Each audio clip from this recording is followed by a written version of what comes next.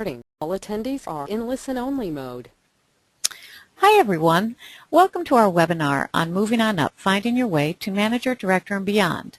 My name is Beth Rugg from Ithaca College in New York. I'm the Professional Development Coordinator for SIGUX and will be helping to facilitate this event. Alan Chen, the CIO from Menlo College, will be the main presenter. Before we jump into the webinar, let's go over some information about GoToWebinar and some rules of the road. By default, you are muted, so you have two ways that you can communicate with us. You can either raise your hand or type in a question. If you raise your hand, I will unmute you. Could everyone raise your hand now to see how this tool works?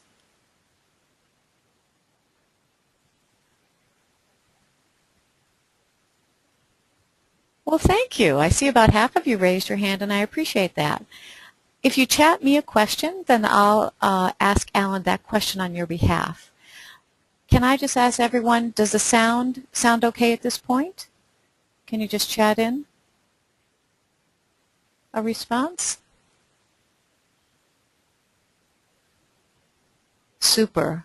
All right, so everyone, you see how you can use that function. All right, so that's all about me. Now I'm going to turn the discussion over to Alan. So here you go, Alan. It's up to you now. Okay, thank you, Beth. I appreciate the introduction there. I also want to thank everyone who's tuning in. I hope you find this session useful. So this topic is really about career development. I think that may be kind of obvious, but I wanted to draw the distinction between that and professional development quickly. It's a bit of a subtle delineation. But I see professional development as identifying that there are certain skills that will help you with your current job, maybe some more general ones that will be useful to some extent in the future. Career development, in comparison, is a much more focused pursuit, if you will. You have, to some extent, identified that you have career goals with a certain degree of specificity, and in order to achieve them, you need to acquire skills A, B, and C, and hopefully move on to jobs 1, 2, and 3 that allow you to grow those skills. And so I just want to clarify that the way I'm focusing this is on career development. Let me make sure my slideshow is moving. Okay. So this session, this topic started off as a discuss it session in Memphis. For those of you familiar with that format, as compared to a presentation, this is a discussion. I moderated it. It is interactive between the attendees as well as with the moderator. As you can imagine, that format doesn't translate terrifically to a webinar format. But what I've tried to do in this one is to put forth some of the ideas and items that were in my original outline that motivated me to submit this discuss it idea, as well as some of the ideas that came from the attendees at that session. But I think very importantly, a lot of ideas have come out since that session through a number of different venues, ranging from conversations towards the end of the conference, discussions on the Facebook page for SIGUX, as well as discussions I've had directly with other people online. There are some of us who maybe even meet online Google Hangout, for instance, where we are talking about these topics. I think it is important that while I am providing this webinar, one of the really valuable ways of getting advice and having a discussion about career development is talking with peers, those at other institutions, depending on your environment, with your manager or supervisor, and if you have the ability to do so, with a mentor that you might be able to identify. I do want to get some polls that Beth is going to help me with. So the first poll to kind of get an idea of the audience, all of you in the audience there. So my first question is, there we go. When was the last time you updated your resume or your LinkedIn profile? So I'll let Beth, okay. I think this is an important topic. I'm just going to keep talking on this one. I think it's an important topic for a couple of reasons. Obviously, if you happen to see a job opportunity you want, it's important to have an up-to-date resume. I think it's also really important to be continually thinking about what items you have on your resume in terms of your past work history are still valid or not still relevant. I mean, there may be some job you had 10, 15 years ago which may have had some important elements, but is it really still relevant to where you are right now in your career path? It also helps you identify what your current job is. How is your current job and set of responsibilities changing over time? I think it's important to keep updating your resume, maybe even every 6 months or so. So Beth, if we can close that, hopefully we have some responses. We do. Oh, great. Okay, that's actually a really exciting spread, if you will. 36% this month. That's actually really impressive.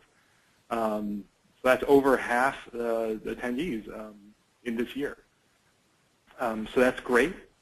I'm glad to see that one of the questions I originally considered was asking, what's a LinkedIn profile? But I presume most people would know what that was. Next poll question. When was the last time you searched a national job database to see what's out there? This is obviously examining the different things in the field, both if you're looking for a job, but it's also important because you can see what kind of trends might be emerging in the field. For instance, you may discover that other educational institutions are putting out job descriptions for maybe a manager of some unit, and they're adding certain elements to that job description that might be surprising to you. This might be useful for you to gauge your own qualifications for that, as well as I think seeing trends in hiring and higher IT job patterns. I think that's very useful. One of the things I'll discuss later is some changes and trends that I think are emerging out there. So responses? Yeah. Oh, wow. Okay, 50% in the last 6 months. That's again really exciting. I think you know I'm really excited about the responses we're getting on this one. So that's terrific. And the next one here. And when was the last time you compared your skill set to industry? Whether this means specifically higher ed IT, perhaps you're extending it to the larger IT environment in corporate as well. Similarly to looking at the national jobs out there, you're kind of verifying that what you're currently doing and the skills you have match up with what other people are doing in the same field or the same category. Maybe it identifies skills that you need to acquire. Maybe it identifies things that differentiate you from others that is very valuable if you do go out looking for another job, to realize that there are skills here that make you different, that set you apart. Hopefully we have a few responses for this one. Yes, you do. Great. Again, that's again really useful. I think this is something that is a little bit harder to do, so I wasn't expecting a huge response. It's still really solid for within the last year, but it's harder to do because you need to find the same general job description and everything and compare that. But I think it's really good that everyone's doing that. So I do want to say thanks for interacting with these polls. I'm going to move on. Alan, can I just ask you real quick, will you be at least helping people figure out how to do this, since 50% say they don't know how to do this? Yes, to some extent. It's not in this particular webinar, okay. But there are some resources out there. I have a different set of notes, but there are some resources out there that you can tap into that are specifically about higher education IT jobs and trending. So I will remember to provide that information down the road. Thank you. Thank you, Beth. So other things you might want to consider is kind of asking yourself is, when's the last time you've actually applied for a job? Obviously not everyone is at this particular stage, but it's still important to make that extra little commitment when you are there. If you're kind of on the fence, it doesn't really hurt to throw your hat in the ring. Have you reached the point where you've interviewed for a job? And on a broader scale, have you talked to someone else about your career goals? Or in a more formal manner, have you sought out a mentor to talk about these things? These are all important things to keep thinking about. So I think it's worthwhile to keep them in mind. Of course, before you move on to career development and everything and what you want to do next, you do want to ask yourself, what are your actual goals right now? This may seem obvious again, but I think sometimes you can get caught up, or we can all get caught up in saying, I want the next thing, I want to move up the org chart. I want to do this or that for for a variety of different reasons. And it's important to take a step back, maybe each time, and double check your motivation. When you make certain decisions in your career in different directions, you're going to be compromising certain characteristics of what you're doing. So you may increase or decrease how much you interact with students. I personally have not directly managed students for the last probably 9 years or something. That is something that I gave up because of some of the decisions I made. Maybe you want to move towards more of a project management perspective. Project management is often seen from IT departments as kind of like off to the side because they're working with a lot of different groups, sometimes outside of central IT. They aren't always as tied into the general central operations of central IT. But maybe that's something you like, moving from department to project, working with different people, a more dynamic environment. But that's a very specific decision. And maybe you prefer working at a higher level, a little bit more abstract, strategic, or maybe you prefer working on a more tactical level where you are at the help desk working with people, in the field supporting them, finding solutions. They're all perfectly valid reasons to go one way or the other. Some factors for why you might want to go one way or the other. Obviously, the usual items, change versus stability. You may want to have the flexibility to go one way or the other, so you might want to stay in your current position until you make that decision. But once you make that decision, you are making a commitment to go that way. That may even involve relocation. If the opportunity pops up, you may have to go somewhere else. I mean, let's face it, higher ed IT tends to be very flat. So if you've kind of maxed out in your organization, you might have to look elsewhere. How much can you gain? This is more than just compensation. It's your responsibilities, your scope, your opportunities for the future. But also, what kind of timeline is there to gain that? For instance, obviously you can move up the org chart in your own organization, and that's great. But perhaps you might be best served with almost like a lateral shift to another organization, to maybe another division in your organization, where through the new connections you make, the new collaboration opportunities, then you are able to do more and take that next step up. But that takes a while. And ultimately, though, what you really need to remember is, ask yourself, what are you best at? What do you enjoy doing? And what is most rewarding to you? We are all at our best when we're doing the things that we like to do. That is both in terms of your output, your contributions to the team, etc.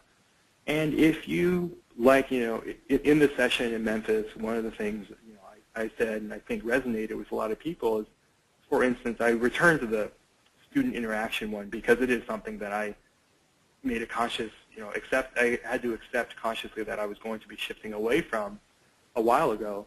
But if that's what you really enjoy doing, then you have to recognize that. And there's certainly nothing wrong with that. So these are important questions that even if it's kind of obvious, it's good to keep asking yourself this as you move forward. I do want to give a little bit of time towards my background personally. I think I did actually change jobs 7 months ago, and so it is a little, I think, relevant for me to talk about kind of my personal journey through career development. I have taken it fairly formal manner over the last 7 or 8 years, so hopefully this will be useful. My first job out of college was at Stanford University. I was in the academic computing department, technically under the libraries, but it was a very large unit, so we were comparable in terms of influence on higher ed IT at Stanford as the actual central IT department. I had 4 different jobs in academic computing. That gave me a variety of different skills. The first one I had was doing business development. In a lot of ways, this was kind of like a startup. We were trying to generate revenue based on existing services or expertise. For example, we routinely rented out our residential computer spaces to conferences, or we provided network IDs.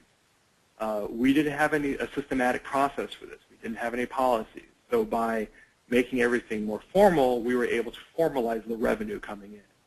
We also ran a high-end multimedia computer camp, essentially, for high school students, educators, professionals, etc. This was very fast-paced. You really had to think on your feet. There were 3 of us running all of this. We had over $1.25 million of revenue the last year we did it. We had no base funding, so everything we spent we had to then make up, ideally.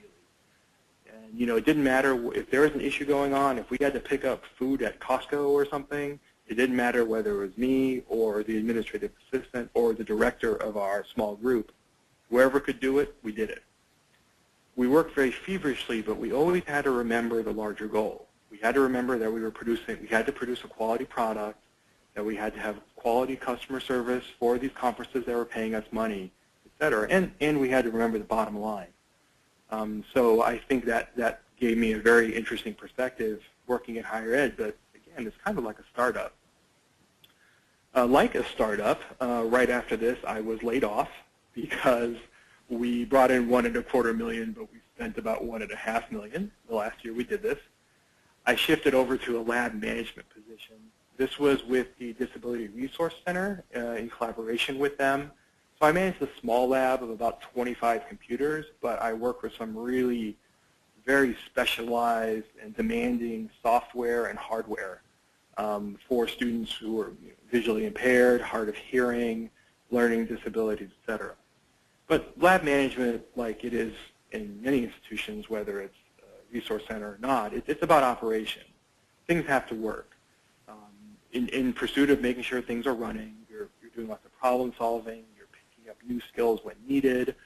One day I might be doing scripting, the next day I was teaching myself how to run SQL Server, the next week we were trying to migrate into Active Directory and I was teaching myself group policies, and it was just whatever it took to move forward with that.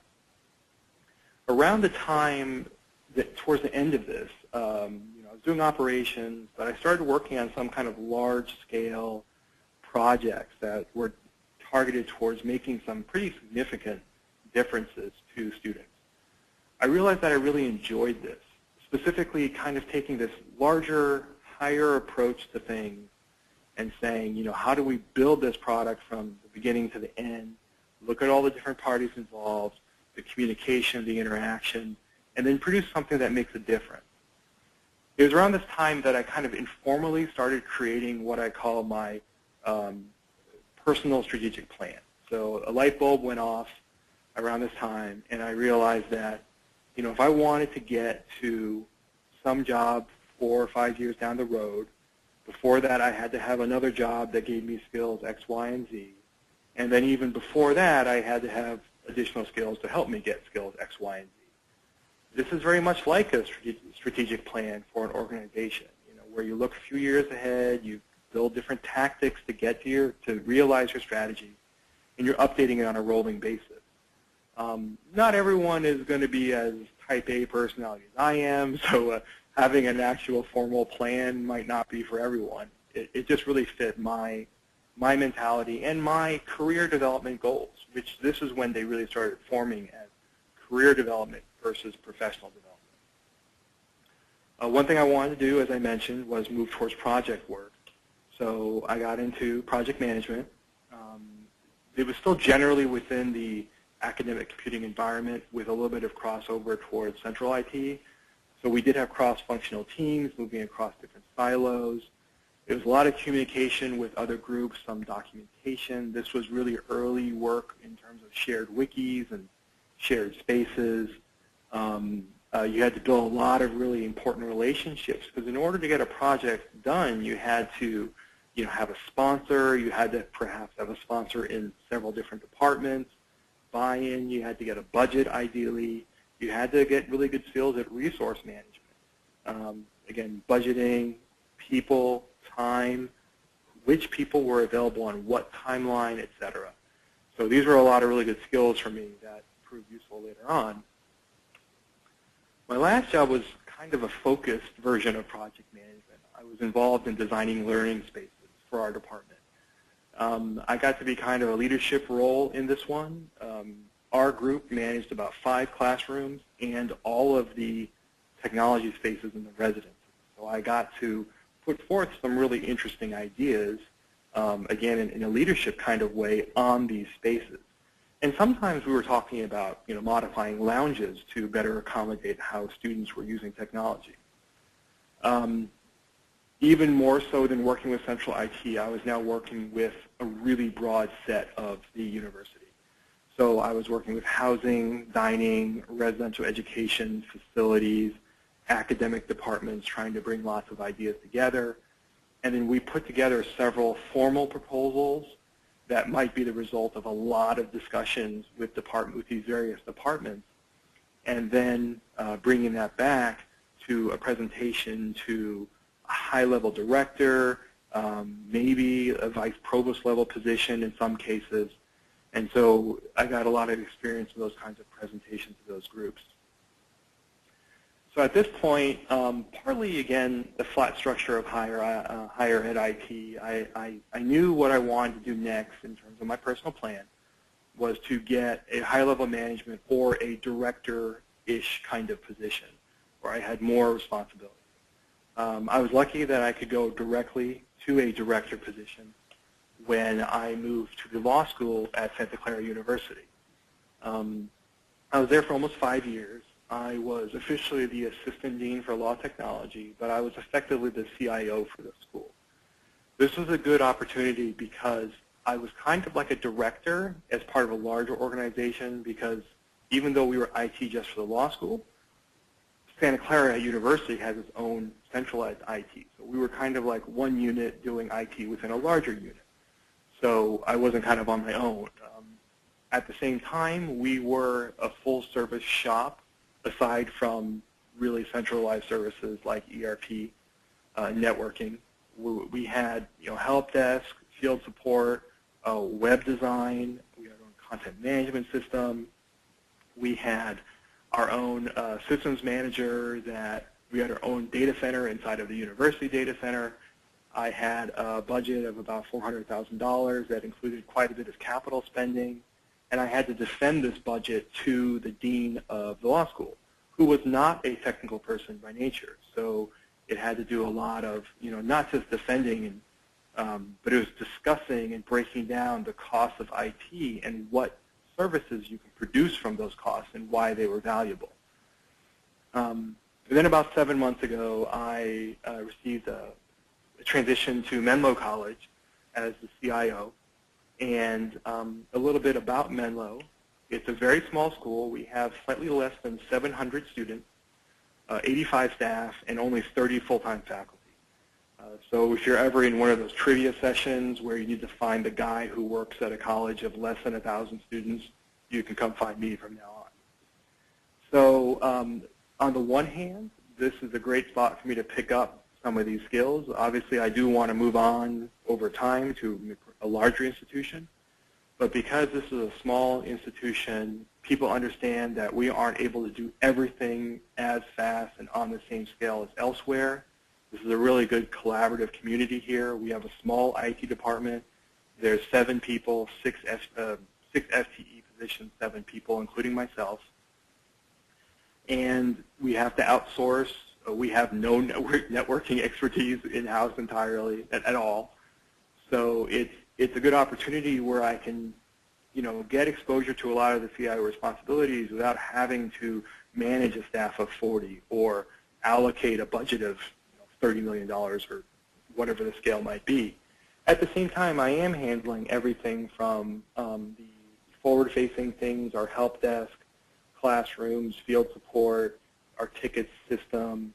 I'm also working on ERP, back of the house, networking, servers, and I'm negotiating contracts, capital budgeting, defending of that budget to the board of trustees. This is a higher level, and budget of about $1.5 million. And so it's still a full scope, the full breadth of what a CIO has to do, but it's a really good environment. And so I gave you this history because hopefully it's useful to see where I picked up different skills and how they played upon each other, and how I've been able to kind of progress forward. And everyone's experience is different, but I hope it's useful for me to kind of explain mine. Also, career development is really a hot topic these days. It was really, I would say, almost like an intense topic at the 2012 STIGUX conference. And I think this is part of a larger trend in this field in general. Groups such as EDUCAUSE is a prominent one, have started identifying, I want to say, kind of like a gap with IT leaders moving forward. So, for instance, the current set of CIOs realizing that there needs to be a career development path and professional development path to bring the effective staff, managers, directors, and bring them up to the level of where they can be executives. A lot of this research is pointed towards the executive level. What I think is going on essentially is that they're realizing that the skills you need from a CIO, that position has been around. You've seen where IT has gone, where it's going. They got an idea of what you need out of these higher level executives.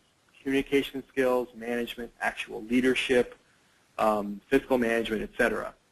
And so, but what we're seeing, I think, is people coming from a much more diverse set of backgrounds where, IT I think in many ways used to be a back of the house, it's an operational unit.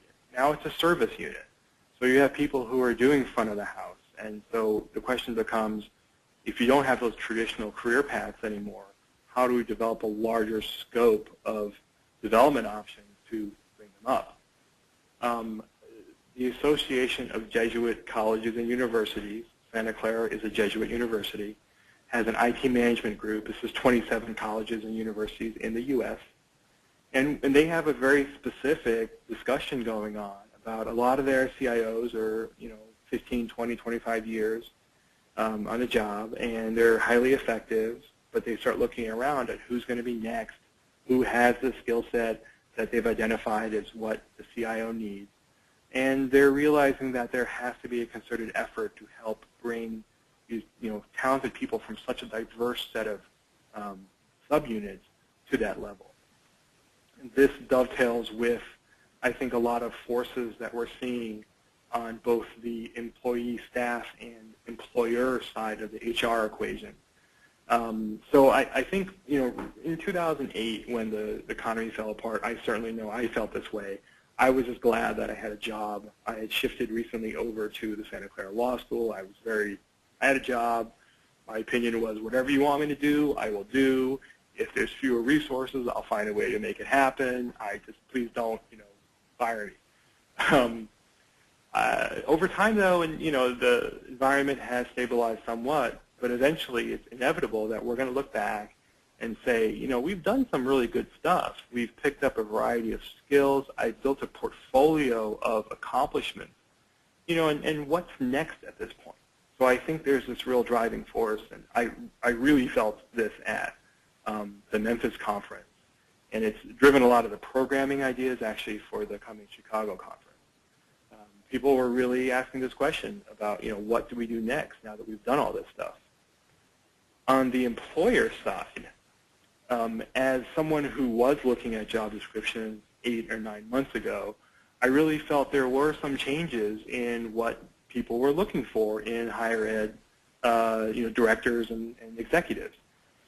There's a traditional job description you see out there that you have to have a computer science degree, you have to have worked in a data center and manage servers. Those are perfectly fine requirements. I think they're kind of traditional back-of-the-house operations. But I noticed some descriptions coming out, those are the ones I applied for, where they talk a greater focus on soft skills. This is recognizing, again, that there's a lot of, that IT is a service environment, and there's a lot of forward-facing, service-oriented people out there that are really, really skilled and that would make excellent managers, directors, and executives. Again, this is the shift away from a traditional career path.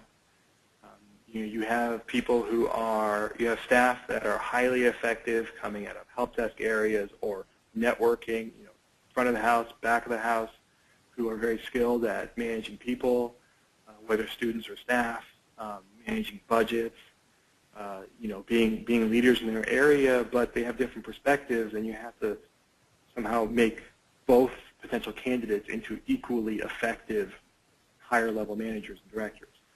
And so those are things I think the employers are beginning to look at. This is not everywhere. I think many of you are probably thinking, if I looked at a job description recently, all of them, have these requirements that, more traditional. It depends on the institution. Certainly there are a lot of ones where I said I'd love to work there, but they're requiring a computer science degree, and I don't have that. I have a history degree. At the same time, I'm not sure how relevant my degree is, 15 years out of college. So as these changes occur, I think it's important to start thinking about what are some other skills that you might want to get. Obviously, communication, collaboration, those are kind of obvious ones, I think. But you also should look at, someone's asking about what soft skills are important. Hopefully this answers that question. So emotional intelligence, this is pretty commonly available, I think, in professional development programs. Your ability to identify different work styles, different communication methods, to be a leader in some groups, to be a motivated follower in other ones, emotional intelligence is really critically important. Active listening, I think, is very important. Being an involved member of a conversation even when you're listening. These are really good practices to have. Hybrid performance evaluations, I put that in there because not only do you need to be able to do performance evaluations as you move up and start managing people, but a hybrid one in particular shifts away from the traditional kind of, I'm going to sit here and write this document judging how you have been, and you can perhaps give me some input. An example of a hybrid one is that you have a conversation that's somewhat off the record over coffee. Tell me about how you think you've done. Then you have perhaps a narrative, like an essay, professional document that you write, and you share with each other how you interpret how you've done. That then leads to another document that's the formal evaluation. It takes a lot of time, but it's a much more interactive experience. Budget management, project management, that all rolls into resource management. Not everyone can manage a budget right now. You might not have that authority. Your job might not let you go into formal project management. But you can think of different things as whatever I'm doing right now. What is this new initiative going on in my unit? Whether it's your help desk, a new program with the help desk, perhaps you're deploying a new lab management system, perhaps you're upgrading your server environment.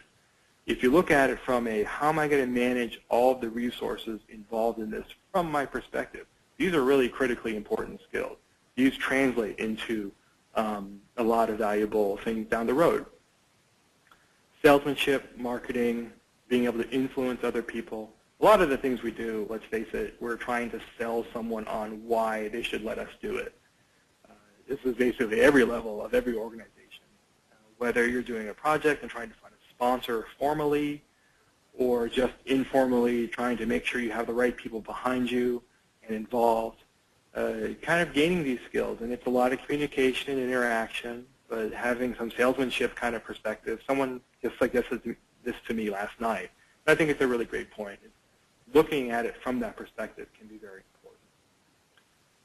If that doesn't answer the soft skills question that popped up, just bring up that question again, and I can maybe try to elaborate a bit more.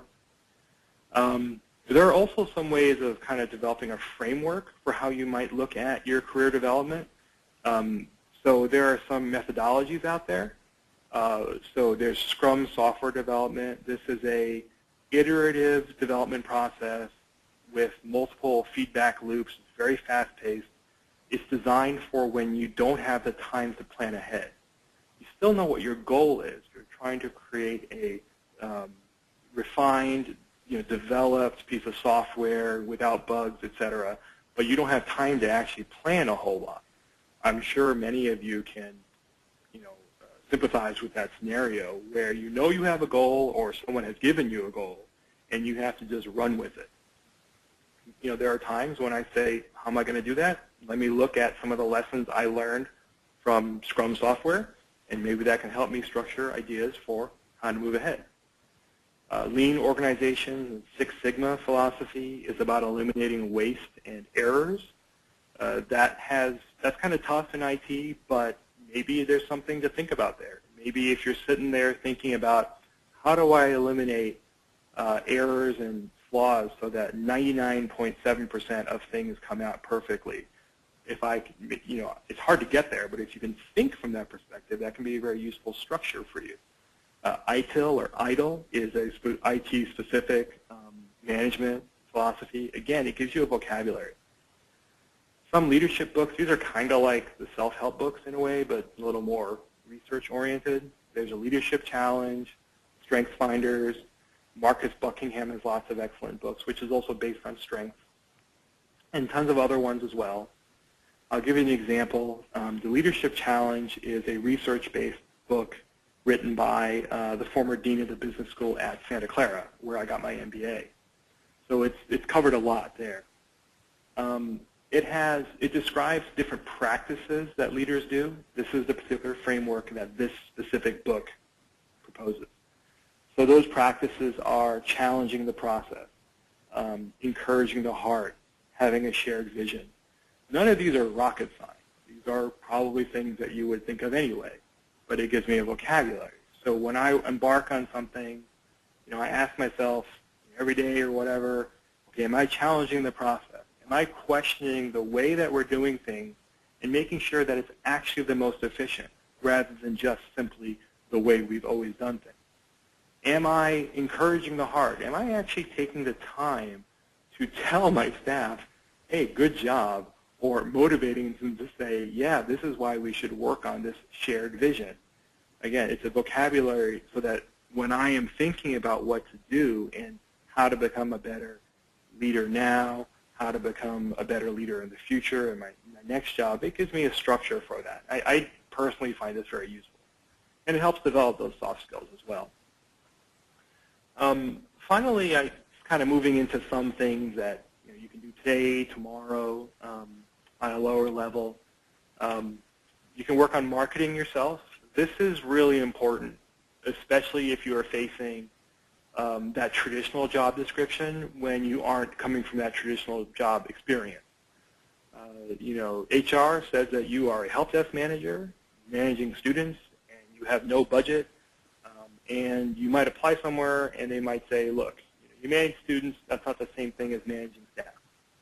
I'm sure anybody here listening that has managed students knows that in many ways, students can be harder to manage. So someone at the Discuss It session suggested that you can describe it as managing FTE. You don't have to say that the FTE are students instead of staff, but fundamentally what you're doing as a job, as a skill, is you're managing people, and that's what matters the most. Ask yourself, what differentiates you? Imagine you're selling a product, right? You're marketing yourself. What makes you different? What's your value proposition versus your job description? Okay, there's a lot of people out there you can call help desk managers. What makes you different, and what's the value that you offer from you? What is your story? This is both the story that your past experience tells, as well as the story of what you can offer in this new position. Again, even if you aren't applying, these are useful things to keep thinking about because they might develop what you want to do next. Alan, we just have a quick question from Carl. He's just wondering, traditionally soft skills in IT have been low-paying positions. Is there starting to be recognition by upper management that these kinds of individuals need to be rewarded in order to retain them? What do you think? Retention, I think, is the key word there. I think it still is kind of like the situation with job descriptions. You still see a lot of them as the real traditional format, and it depends on the environment. A lot of people are going to see staff as kind of cookie cutter. I can replace one with another, in which case one's soft skills might not be valued. I think, though, there's a lot of places where they realize the investment in staff, not just in terms of the technical skills that they've gotten through professional development, training, et cetera, that when someone is a valuable player in terms of communicating, collaborating, when you can make connections with other departments to help projects get accomplished, that really stands out. And I think it's pretty hard for me to think of an organization where you wouldn't see that. You do have to focus perhaps on some of these more tangible things, like I am making this project more successful by using my skills at communicating and collaborating. Or maybe you have other skills, like you're really good at allocating resources, so you can contribute to another team in that regard. So I do think that soft skills are getting recognized more, but there's no, I think the hard part is there's no rubric, right? It's really hard to measure how valuable that is. In many ways, IT in higher ed is not a big thing about, return on investment in a lot of ways. So, it's hard to say, wow, they improved that project X percentage. And I think that's the big challenge. But if you focus on applying those soft skills in, I want to say, like materially productive ways, I think it becomes much more obvious and people realize that value. Alan, and there was just one other question, which I'll share it now. Whether you answer it now or just in a little bit is up to you. But the idea of how does one find and or make time to work on career development? What are successful strategies and tactics, and it may be more difficult for someone with a family, someone who's pursuing, and other obligations. Sure, and I've certainly faced that recently. I have a 1-year-old at home, and my wife was pregnant when I changed jobs, so it was pretty stressful trying to decide where I wanted to go with that. The personal strategic plan actually helped me a lot with that, because I knew it helped me figure out where I wanted to go for, the next job, but also more importantly, the job after that. And because I knew I had to get certain skills out of each job, this is simplifying it. But I chose my next job because it would give me the skills for the next job. Because I want those skills, and that's the basis of that job, everything I did in that job helped amplify those skills or the learning of those skills. So they kind of go together. There are times when I've asked myself, now that I moved on to Menlo, I tell myself repeatedly, Alan, what really matters is you've got to do what's right for Menlo, not what's right for you. I mean, I have to admit, I think all of us at certain times say, you get a little selfish, you think, what do I got to do for myself? I'm not going to say I'm immune to that. And so I got to remind myself, I have a community here that I'm trying to support, and I got to make big strategic decisions that work with that. But since this is part of my plan to be a successful CIO, it works together. I think that flows together. Again, not everyone has to have that strategic plan. And again, it's not that simple to me say I cherry pick that next job. I mean, you have to take whatever actually comes around. But it is difficult. One thing, so there's a career development track for the Chicago conference, and I'm one of the co-chairs for the track. And the hardest thing is that, while finding people to present, is that people do career development on their own time. It's hard to find, a college or an institution that says, yes, we will train you to get another job somewhere else. They'll give you professional development, but a formal program of that, it's kind of hard. So, I think trying to make that marry your day job with those career development goals in terms of skill acquisition, if you can get them together as much as possible, that's key. And I do think one of the nice things about higher ed, I was thinking about this in terms of that personal strategic plan, is you do have a little bit of flexibility in kind of how you contribute. If you're a project manager in a corporate environment, you have a very, very specific set of roles that you have to fill, and you fill out formal documentation of this such and such.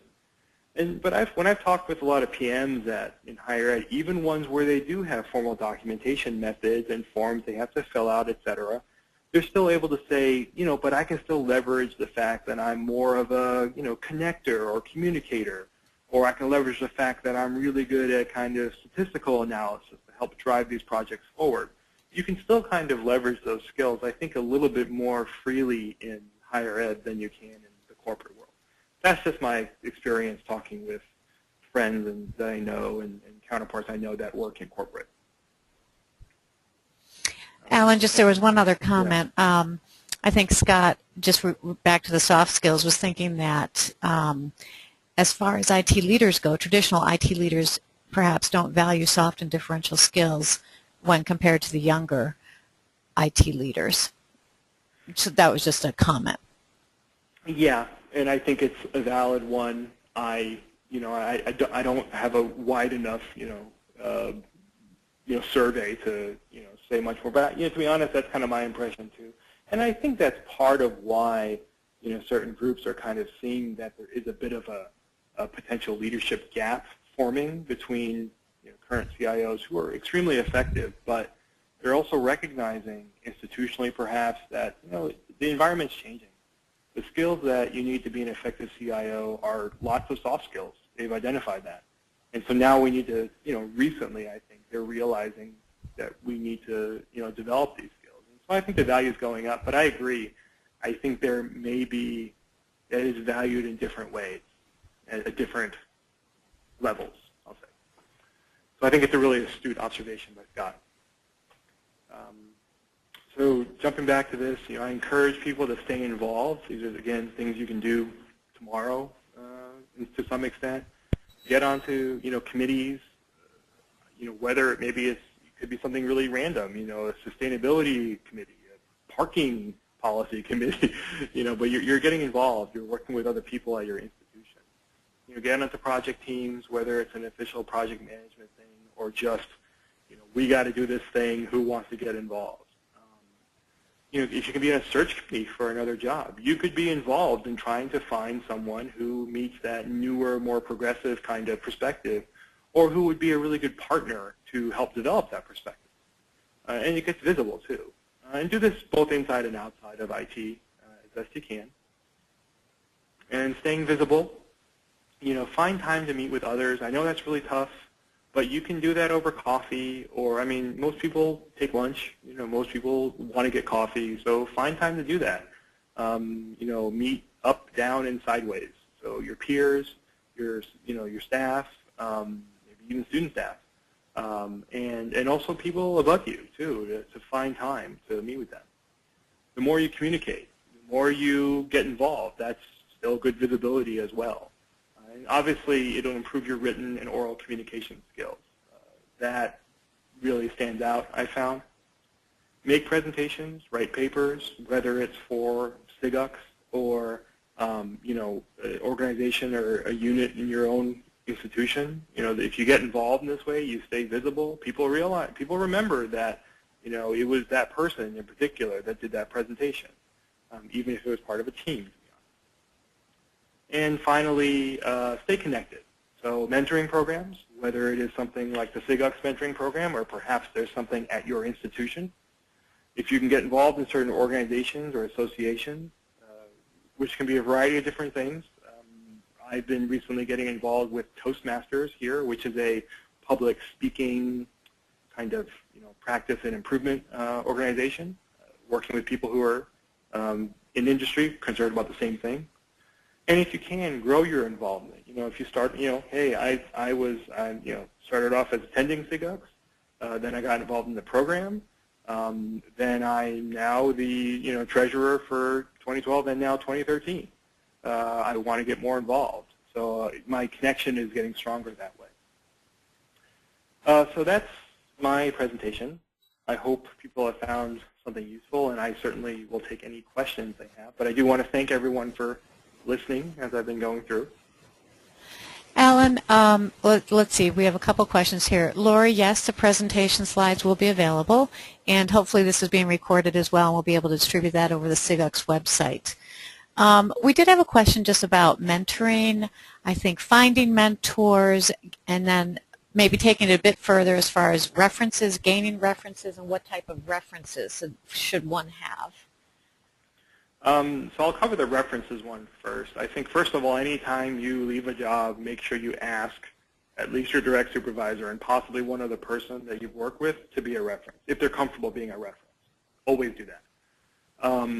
Otherwise, you have to build up those connections. Some of my references are, actually several of my references are, by the way, I have my references on my resume. When I submit my resume to apply, I tell people, feel free to contact these folks. You don't have to request references. I think that makes a difference. But some of them are people I've met at conferences. We've talked repeatedly. I've developed a relationship with them to the point where I am comfortable asking them, even though I have not worked formally with them. Mentors, you know, I reached out recently to someone that I felt was a good, you know, exemplary person doing a set of practices that I wanted to follow. She's a CIO at another university. She's really busy, but I just reached out and I said, hey, would you mind being a mentor? And I know she's busy, but she is now one of my mentors. For what it's worth, between the SIGUX program and some other ones, I have 3 mentors, and I'm also a mentor. So I think it's really valuable. You have to just reach out. It's tough, but you have to just reach out. And Alan, if I can just comment as well, this is Beth. I had the opportunity of attending an EDUCAUSE session on mentoring, and just the idea of both formal and informal mentoring being very important. So the idea that, as you alluded to, if you see something in someone that you want to learn about, it doesn't necessarily have to be a very structured type of relationship. It could be simple as having coffee or getting together and just talking about an issue or issues. But there are certainly formal and informal mentoring opportunities available. Yeah, excellent point. Also, one thing to consider is peer mentoring. If there are other people at other institutions at your same level, your peers, you know, they're going to be facing a lot of the same challenges. See if you can get together. There's going to be a presentation in Chicago on a mastermind peer mentoring group. That's an actual formal idea. We're not a bunch of megalomaniacal people who think we're geniuses. But it's peer mentoring. We are sharing our experiences and giving each other advice. Alan, I'm going to unmute Chester because Chester's had his hand raised for about 5 minutes here. There you go, Chester. Chester, you still there? All right, he might have. Oh, no hands, sorry. Okay, sorry, Chester. Does anyone else have any questions or feedback?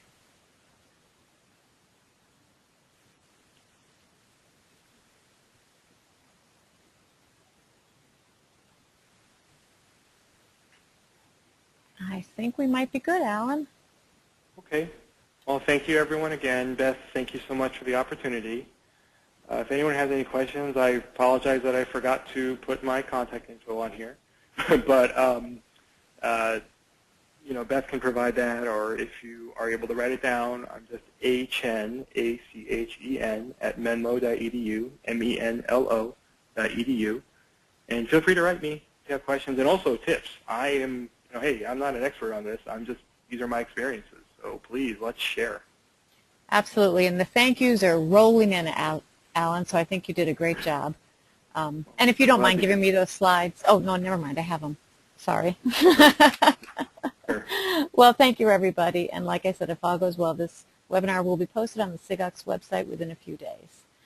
Thanks, and just continue to let me know if you have any questions or help us publicize these webinars to your colleagues that may not yet be members of SIGUX. Thanks again. Bye-bye.